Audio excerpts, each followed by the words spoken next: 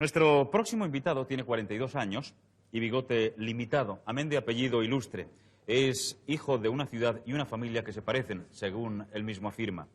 Hijo de una familia culta y tolerante, inició su recorrido político en la universidad de los años 60, adscribiéndose a la corriente gauchiste, por decirlo así, y evolucionando posteriormente hacia el socialismo democrático y catalanista.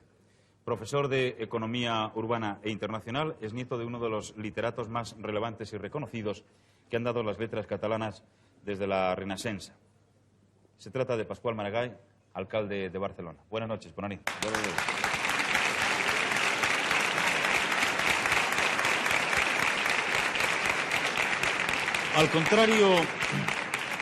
Al contrario que otros miembros de su partido, su biografía es poco conocida, aunque sabemos que fue un niño, dicen las crónicas, que gordito, de hocico inflamado y ojitos de chino, y que vino al mundo en enero del año 1941. Desde entonces atiende por Pasqual y hoy es, como hemos dicho, alcalde de Barcelona. Nació un 13 de enero. Fue el tercer hijo de una familia de 8 hermanos, nieto del poeta Juan Maragall e hijo del senador Jorge Maragall. Está casado con Diana Garigosa y tiene 2 hijos, 2 hijas y un hijo. Hizo sus estudios primarios en las escuelas Virtelia y en su infancia y adolescencia fue Boy Scout. Se doctoró en Ciencias Económicas por la Universidad de Barcelona en el 79 con el estudio sobre los precios del suelo. Es licenciado en Derecho por Barcelona y Ciencias Económicas en la New School de Nueva York. Y podríamos seguir leyendo su currículum, pero yo creo que prefiero charlar con el señor Maragall. Yo quisiera saber si es verdad que usted, como dicen, ha sido cocinero antes que fraile. Quiero decir, si ha sido funcionario municipal antes que alcalde. Sí, así es. Yo fui economista del Ayuntamiento de Barcelona desde el año 1965 hasta 1976, de modo que conocía bien el ayuntamiento. Narcís Serra, predecesor en el cargo y hoy ministro, siempre ha dicho que ser alcalde de Barcelona es algo muy importante. ¿Tanto poder tiene la alcaldía de esta ciudad, señor Maragall? En todo caso, y aparte del poder que pueda tener o no tener, lo que sí que tiene es una enorme seducción para quien está en ella, esto lo puedo certificar, y desde luego un atractivo, yo creo que especial para los propios ciudadanos de Barcelona, que consideran un poco a su alcalde como, en buena medida, alguien de su familia, de alguna forma. El alcalde es un poco la persona a la cual hay que ir en último término con los problemas de cada uno. Esto es así en Barcelona. ¿A usted le gusta mandar, señor Maragall? Yo creo que a todo el mundo le gusta mandar lo que es capaz de mandar, hasta el punto en que es capaz de mandar de una forma correcta. No, diría que pasando de ahí, el gusto por mandar se convierte ya en un vicio, yo creo. Me han dicho que usted, he leído, que tuvo una infancia feliz. Yo creo que sí. Y una primera juventud bastante dramática, religiosa y emocionalmente hablando. ¿Por qué?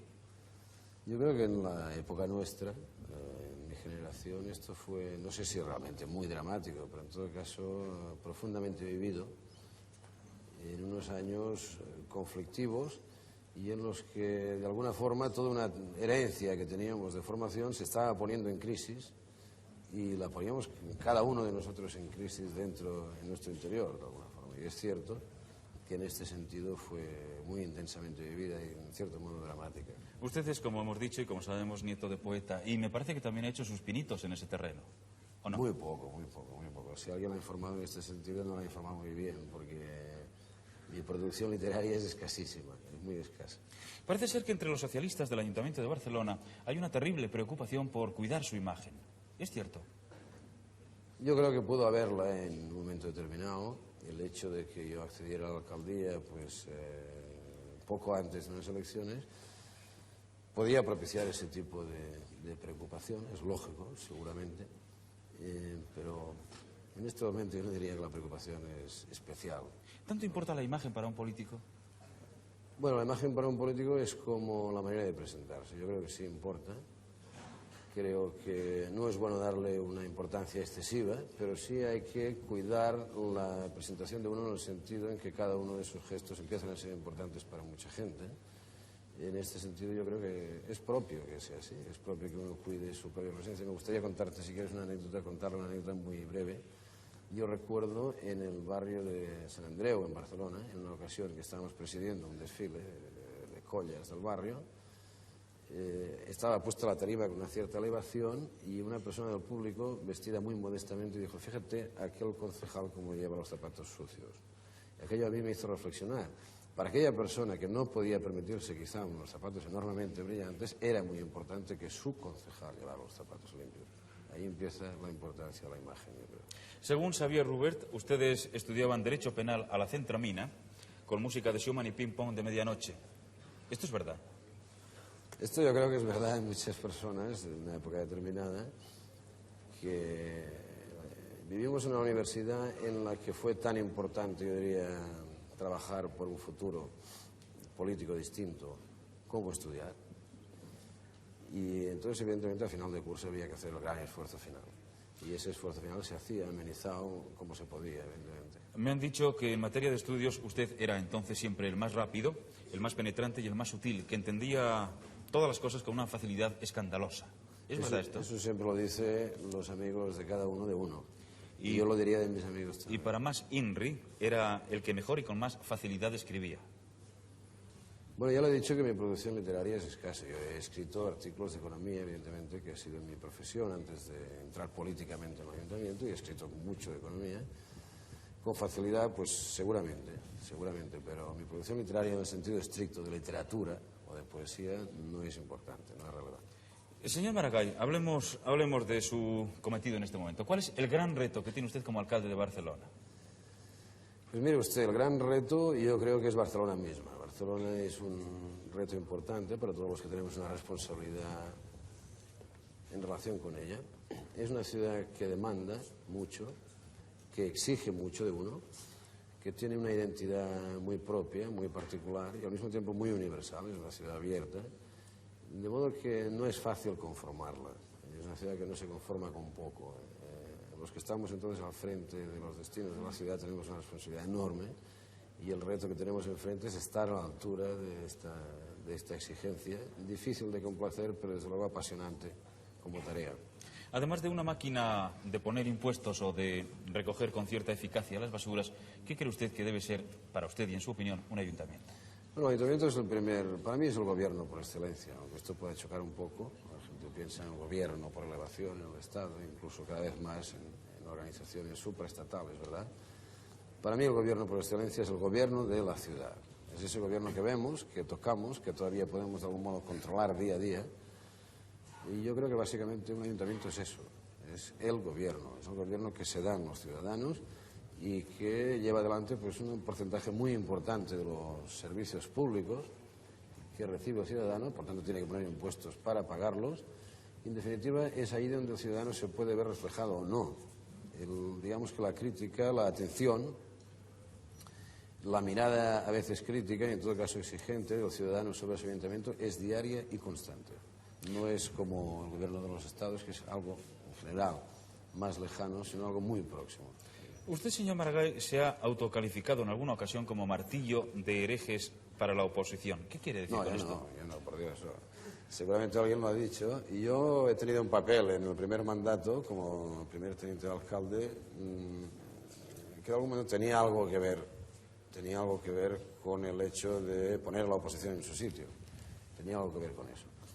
De todos modos, yo no me calificaría como tal. Si alguna vez lo he dicho, seguramente ha sido en un exceso, en una abundancia de calificativos que por otra parte no me es propia. Yo no soy una persona que creo que intento actuar con rigor, pero no me considero un dogmático. Al contrario, huyo del dogmatismo, me ha parecido siempre el peor de los defectos en política, el dogmatismo, de modo que si alguien ha querido ver en mí un elemento de esto me haría enormemente infeliz. Señor alcalde, parece ser que hay una cierta guerra fría entre el Ayuntamiento de Barcelona y la Generalidad o la Generalitat. Mire usted, yo creo que la palabra no es exactamente apropiada. Lo que ha habido siempre un respeto institucional, y lo seguirá habiendo, yo quiero afirmarlo y estoy seguro de ello, porque más allá de los partidos políticos, de las posiciones de cada uno, la significación de una institución como el Ayuntamiento de Barcelona y como la Generalitat imponen enormemente. Lo que ocurre es que precisamente por esta significación, cuando se dan determinadas circunstancias de poca atención por parte de una de las instituciones respecto de otra, es lógico que la segunda se duela de ello y yo he tenido que dolerme en los últimos días de eso. Me imagino que es por eso que usted me hace esta pregunta. No se trata de una guerra fría, ni ahora ni en el futuro. Yo estoy seguro, creo que vamos a seguir colaborando por el bien de Barcelona, de Cataluña y de España. Los barceloneses en general queremos poner Barcelona al servicio de Cataluña, de una Cataluña grande y de una España grande. Entonces, todo lo que sean obstáculos a este deseo, un representante de la ciudad tiene que de algún modo denunciarlos, de algún modo constatarlos. Señor alcalde de Barcelona, nuestro intento siempre en Estudio Abierto de ofrecer una participación a nuestros espectadores, bien sea de una manera o de otra, habitualmente con el teléfono, y en esta ocasión a través de las preguntas de una serie de dignos representantes de su ciudad. Nos hemos puesto en contacto con los directores de algunos periódicos de Barcelona que, a través de mi palabra, le presentan algunas preguntas. Yo le voy a pedir concreción y brevedad.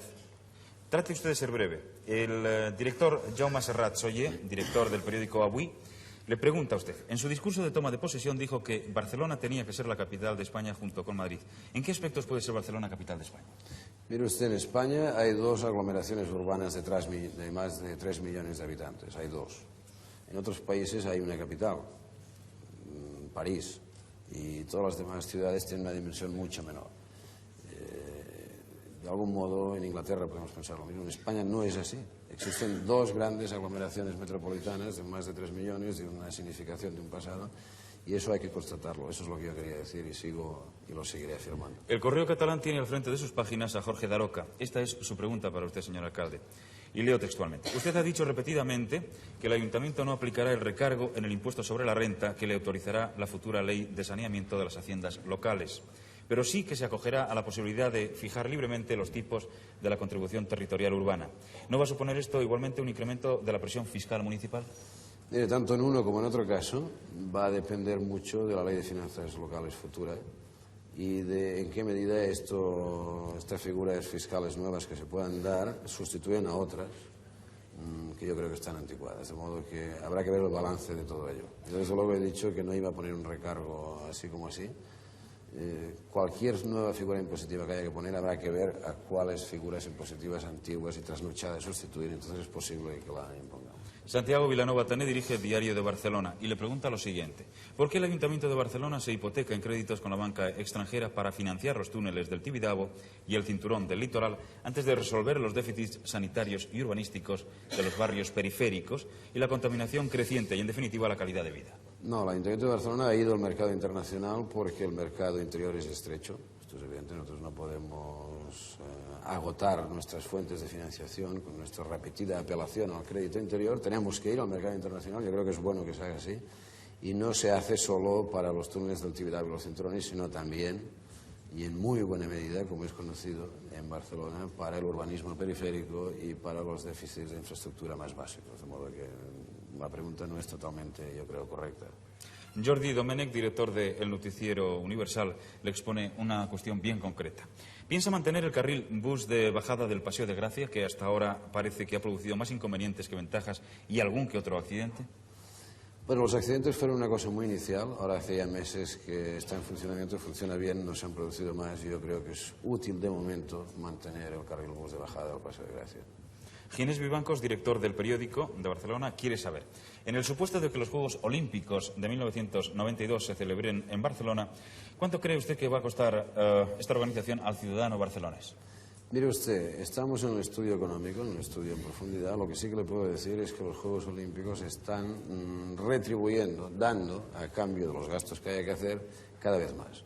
Piense usted que los Juegos Olímpicos de 1992 se calcula que serán presenciados, las ceremonias sobre todo de inauguración y final, por más de 3.000 millones de espectadores. Lo que esto significa en derechos de publicidad, en posibles ingresos para la organización, es de una cuantía que yo creo que sobrepasa en buena medida las inversiones que se pueden hacer. Por último, señor Maragall, es Luis Foix, el director de La Vanguardia, quien le hace esta pregunta a usted directamente. ¿Qué piensa hacer el Ayuntamiento de Barcelona en cuanto a las cantidades destinadas a la Seguridad Social y Hacienda retenidas a los funcionarios públicos del municipio? No, a los funcionarios públicos no. Esto es un tema de las empresas de transporte que se ha negociado con la Tesorería de la Seguridad Social y con el Ministerio de Hacienda, que en ningún momento ha ignorado cuál es la situación real y estamos en este momento acogiéndonos a las moratorias que hay previstas legalmente y desde luego vamos a liquidar esa deuda con la máxima rapidez y en todo caso en pleno acuerdo, tanto, repito, con la Seguridad Social como con el Ministerio de Hacienda. Por último, señor Maragall, a mí me gustaría saber si después de esta conversación los ciudadanos barceloneses estarán más contentos o descontentos con su alcalde. ¿Usted qué cree? Yo creo que los ciudadanos barceloneses tienen cada día elementos de juicio con los que valorar el trabajo no ya de su alcalde, sino de su ayuntamiento, y que es a ello a lo que se van a acoger, independientemente de que supongo que algunos habrán tenido en este programa la ocasión de ver cara a cara cómo es realmente la televisión a su alcalde. Muchas gracias. Eso lo Buenas agradezco. noches, señor alcalde. Muchas gracias. Muchas gracias.